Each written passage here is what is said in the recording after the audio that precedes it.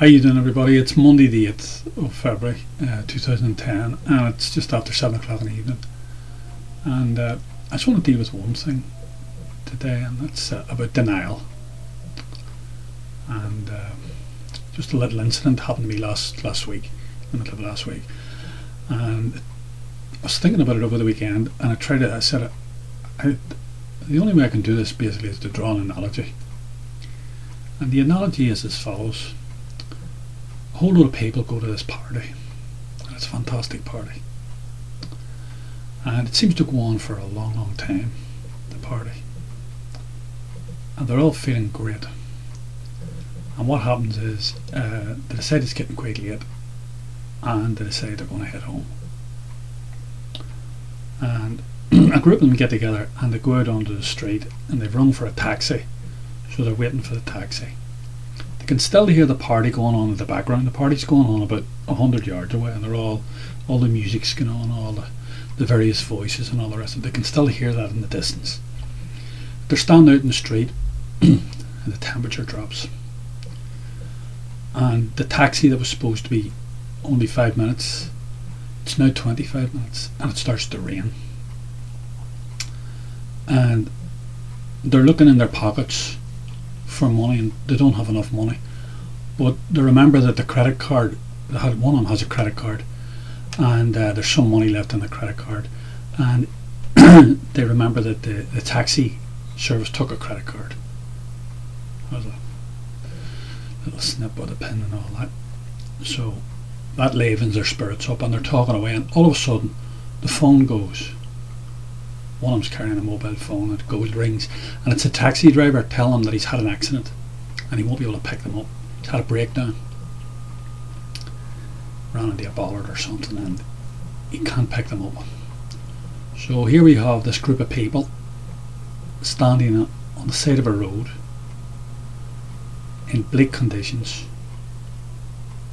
It's starting to rain, very cold, no taxi, no way home, but you can still hear the sound of the party. And that's a bit like what's going on in Ireland at the moment. We had a party for 11-12 years. It started in 1987, effectively, when a fellow called Bertie Ahern became commander of our ship, became the captain of our ship, and it ran until he basically got fired as commander of the ship. 2008, and in that time our debt, the debt that we had, went from between 25 and 30 billion pounds. We could have paid it off in a couple of years. We could have paid it off in 2 or 3 years, the debt, if we'd have wanted to, at that stage. Where today it stands at 1,700 billion euros, or 2.1 trillion dollars. 1.7 trillion euros it is. That's what our debt is today, our total external debt. And the reason I brought this up was, I just want to tell you very quickly, I was giving a fellow a lift home last week, and he had a problem with his car, and he's a neighbour of mine, and he happened to be with 2 other people from work, and one of them happened to be an economist, young fella in his 30s, and I got talking to him, and I asked him, he's a professional economist, this man has a first-class honours degree in economics, he's a director of a company in Dublin, a private economist he is, and I asked him, how could it be that a small company like Ireland could go from a state where they were in total credit, almost in credit vis-a-vis their liabilities of the world, until now we were in a state of total collapse. I don't think he knew what I was talking about, and I hadn't got any of the charts or anything with me. I was just rambling on. To him I was just like an idiot driving them home and talking rubbish. So what I'm going to do is, I'm going to make this post now. I'm going to ring him. I have his number. I'm going to ring him and tell him to go onto YouTube and have a look at it, and then I'm going to send him the charts and ask him would he like to make a comment on the charts, because I find it extraordinary.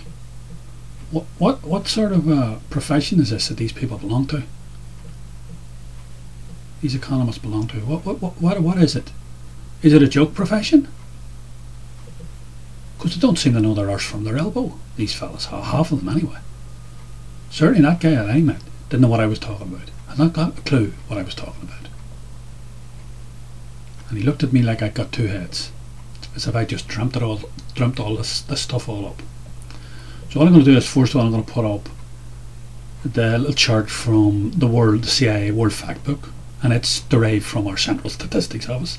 And then I'm going to put up the facts and figures that it's derived from the Central Statistics Office. And then I'm going to photocopy it and send it on to him and ring him and tell him to have a look at this on YouTube. So I'm going to put the first thing up now, okay?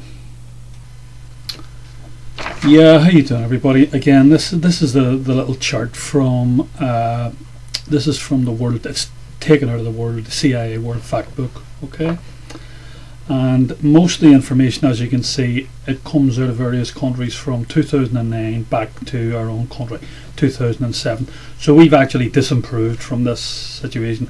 But if you run down them, it'll tell you the actual amounts there. You see, it says first of all the country. Then it ranks the countries in terms of external debt in millions of US dollars in terms of the amount. So by amount, the leading country that owes the most is United States, then down to United Kingdom, then Germany, then France, then Netherlands, then Ireland, then Japan, then Switzerland, then Belgium.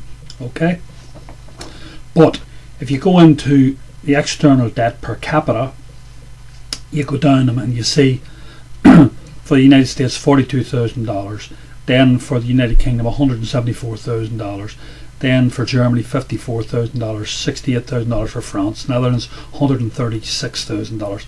Then you come to Ireland, $448,000, and then $4,000 for Japan, and then $174,000, and then $126,000.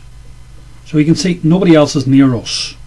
The only country that's near us is I think the UK and the Netherlands and Belgium. They're the only one that are anywhere near us. But we're several times more indebted than they are. Okay? And then when you go to external debt by GDP, well, the whole thing is just incredible. You go to the United States, it's 95% against GDP. United Kingdom, it's nearly 4 times. Germany's 1.5 times. France is twice. The Netherlands is 3.5 times. Ireland is 9.5 times. 9.5 times our external debt against our GDP. In Japan, it's 35%. Switzerland is 4.5 times, and Belgium is 3.5 times. So you can see where I'm coming from here. How does this happen? A little country with no debt gets to this position. How you doing? This is the little chart from the Central Statistics Office in Ireland that the CIA Factbook bases its figures on, and you won't ever see this chart. This chart it's a no-no to even talk about this chart. This is the chart that everybody denies exists until you whip it out of your pocket and you stuff it in their face and show them it. You'll never see this chart shown anywhere or referred to or anything else because it's so damning. And basically the part that's of interest to us as ordinary citizens of this republic is it tells you that the monetary financial institutions as of a few months ago owed 690 billion euros. And it was 767 billion, but they've obviously had to buy back a lot of the bonds, so that's cost them a lot of money. So out of that 690 billion, our government has underwritten 440 billion in our name, so that's what we are liable for. So that just gives you an idea of where we're coming from and where we're heading. It's a sad and sorry tale, but that's the reality of it.